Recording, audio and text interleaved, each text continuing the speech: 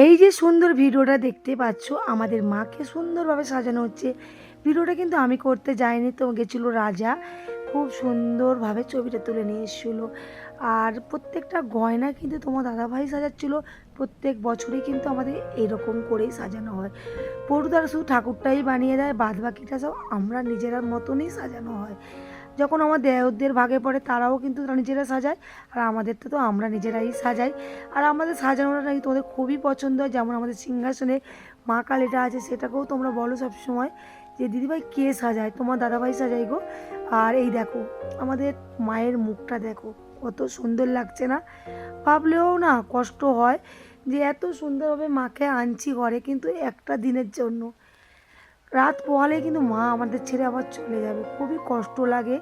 তাও আমাদের অনেক বছরের পুজো, নেই 50-60 বছর তো হবেই। আমাদের মা এতই জাগ্রত, আমরা মাঝে ভেবেছিলাম পুজোই বন্ধ করে দেবো, কিন্তু মা এত স্বপ্ন দেখাতো, তারপরে প্রত্যেক বছরই আমরা এই চিন্তা করেছি পুজো করব।